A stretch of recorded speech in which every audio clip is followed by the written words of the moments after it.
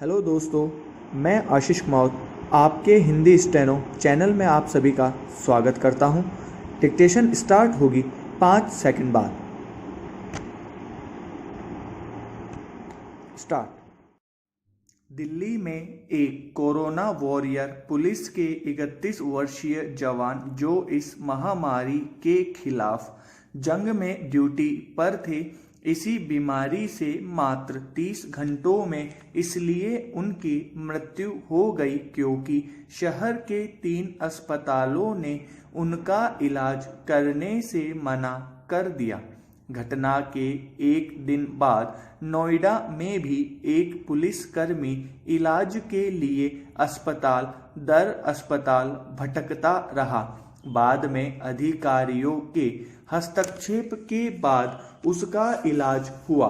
तमाम जिले में प्रशासनिक अधिकारी और स्वास्थ्य विभाग कोरोना मामलों की संख्या कम बताने में लगे हैं क्योंकि मुख्यमंत्रियों ने बैठक में उन कलेक्टर्स को डांटना शुरू किया है जो बगल के जिले से ज़्यादा कोरोना केस रिपोर्ट कर रहे हैं। ये विभाग भूल रहे हैं कि अपराध न लिखने से अपराधी तत्काल नहीं बढ़ता, लेकिन कोरोना के इलाज के बिना रोगी सैकड़ों और यह बीमारी बांट देता है। सामान्य या गंभीर रोगों के अन्य मरीजों को भी निजी अस्पताल पहले कोरोना टेस्ट कराने को कहते हैं और संवर्धित सरकारी जिला अस्पताल उसे अंदर घुसने नहीं देता। पिछले 2 दिनों में इस बात पर विवाद है कि दिल्ली में ITO के पीछे के कब्रगाह और कुछ अन्य शवदाह स्थलों के रिकॉर्ड से मरने वालों की संख्या और दिल्ली सरकार की संख्या में काफ़ी फर्क है। केंद्र को इस मामले में स्पष्ट आदेश देना होगा कि एक व्यक्ति अगर स्वास्थ्य संबंधी शिकायत लेकर आता है तो स्टैंडर्ड ऑपरेटिंग प्रोसीजर क्या है, जनसंचार माध्यमों से इसे प्रचारित किया जाना चाहिए ताकि शहरों के पढ़े लिखे लोग जांच और इलाज का दबाव बना सके। हाल के दिनों में मरीजों के प्रति यह आपराधिक उदासीनता बढ़ती जा रही है जो 47 दिन के प्रयासों पर पानी फेर सकती है और समझ सकते हैं कि इस रवैये से इलाज के अभाव में अगर दिल्ली पुलिस का सिपाही मर जाता है और नोएडा का सिपाही दर दर भटकने को मजबूर है तो आमजन का इलाज कैसे हो रहा होगा। जहां एक और तीनों सेनाएं कोरोना योद्धाओं की सेवाओं के प्रति कृतज्ञता प्रदर्शित करने के लिए हवाई जहाज से फूल बरसा रही है, वहीं प्रशासन में बैठे कुछ लोग लाखों योद्धाओं का नाम बदनाम कर संकट को और बढ़ा रहे हैं। ऐसे अकर्मण्य नौकरशाहों पर सख्ती जरूरी है। प्रधानमंत्री मोदी ने पिछली 14 अप्रैल को लोगों से आग्रह किया कि वे आरोग्य सेतु ऐप को डाउनलोड करें, जो आपको यह बताएगा कि कहीं आप किसी कोविड-19 संक्रमित व्यक्ति के संपर्क में तो नहीं आए हैं। 29 नवंबर को सरकार ने एक सर्कुलर जारी करके कहा कि सभी सरकारी कर्मचारियों के लिए ऐसा करना अनिवार्य है। इसके अगले बुधवार को 48.34 लाख कर्मचारियों को निर्देश दिया गया कि वे तत्काल यह ऐप डाउनलोड करें और अगर उनका स्टेटस सेफ आता है तो कार्यालय पहुंचे। मोदी सरकार ने तत्काल व्यवस्था दे दी कि यह ऐप सभी कर्मचारियों के लिए अनिवार्य है, चाहे वे सरकारी हो या निजी। किस आधार पर सरकार निजी कर्मचारियों के लिए यह आदेश जारी कर सकती है, यह अभी तक स्पष्ट नहीं है। स्थानीय अधिकारियों ने कंटेनमेंट जोन में सभी लोगों के लिए यह अनिवार्य कर दिया। कई रेजिडेंट वेलफेयर एसोसिएशनों ने भी इसे थोपना शुरू कर दिया। नोएडा ने इस मामले में एक कदम और आगे बढ़ाते हुए घोषणा कर दी कि जो भी इस ऐप के बिना पाया जाएगा उस पर जुर्माना लगाया जाएगा। मानव संसाधन मंत्रालय ने तो स्कूलों को कह दिया कि विद्यार्थियों के अभिभावकों को यह ऐप डाउनलोड करना चाहिए।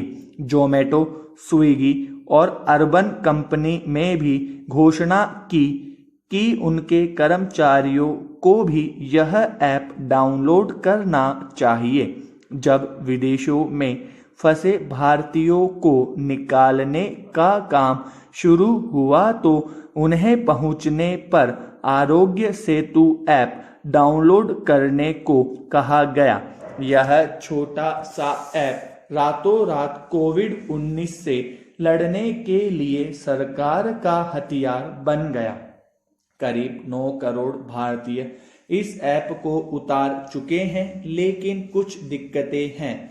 यह स्वैच्छिक नहीं है, इसमें डेटा सुरक्षा अपर्याप्त है और सरकार आपके हर कदम पर नजर रख सकती है। इससे भी खराब यह है कि प्रसिद्ध फ्रांसीसी एथिकल हैकर इलियट एल्डरसन ने ट्वीट किया है कि यह ऐप सुरक्षित नहीं है और उसने एक सुरक्षा कमी भी पकड़ी और 45 मिनट बाद ही सरकार को बता दिया। यह ऐप उपयोग करने वाले की उम्र, पता, यात्रा का विवरण, धूम्रपान का इतिहास, लक्षण और लोकेशन पूछता है और ब्लूटूथ के माध्यम से किसी संक्रमित व्यक्ति से करीबी की गणना करता है। यह सभी लोगों पर लगातार नजर रखता है और आपको बताता है कि आपके आसपास कितने लोगों का टेस्ट पॉजिटिव है और कितने लोगों ने खुद को बीमार बताया है। इस तरह से ऐप के लिए कोई वैश्विक मानक नहीं है, लेकिन चीन, हांगकांग, सिंगापुर और अनेक यूरोपीय देशों ने कोरोना वायरस पर निगाह रखने के लिए ऐसे ऐप बनाए हैं। इन देशों में इन ऐप का इस्तेमाल पूरी तरह से स्वैच्छिक है। आरोग्य सेतु ऐप केवल बाध्यकारी ही नहीं है। जब कोरोना वायरस के लिए लड़ाई में जीत हो जाएगी तो इसकी विरासत क्या होगी? क्या कॉरपोरेट का एक दुखद शोक लेख, अथवा क्या हम इस मौके का इस्तेमाल नवाचार और विजयी रणनीति बनाने के लिए कर सकते हैं? आज सबसे बुरी तरह प्रभावित उद्योगों में पर्यटन उद्योग है, लेकिन डिजिटल तकनीक के इस्तेमाल द्वारा इसे और अधिक रोचक बनाने के साथ पर्यटकों का आधार बढ़ाने से इसका बचाव हो सकता है। संवर्धित वास्तविकता यानी रियलिटी जैसे टूल जो कंप्यूटर के माध्यम से बनाए गए वीडियो ग्राफिक व जीपीएस जैसे डेटा को सुपर इम्पोज्ड करके पर्यटन के वास्तविक अनुभव को एक नई ऊंचाई पर ले जाते हैं। इसे देखने वालों को आसपास के वातावरण के साथ ही वास्तविकता से आगे का अनुभव कराया जा सकता है। एक एआर परिष्कृत संदर्भ के भीतर सूचना संवाद मूलक हो जाती है और आसानी से डिजिटल तरीके में इस्तेमाल की जा सकती है। इसे प्रयोग के तौर पर यूरोप के कुछ शहरों ने शुरू में कोशिश की है, इनमें इटली का फ्लोरेंस शामिल है। भारत के संदर्भ में उदाहरण के लिए सांची आने वाला कोई भी पर्यटक अपने स्मार्टफोन पर AR एप्लीकेशन का इस्तेमाल करके मौजूदा स्तूप को तो देख ही सकता है, साथ ही वह एक समांतर दृश्य भी देख सकता है।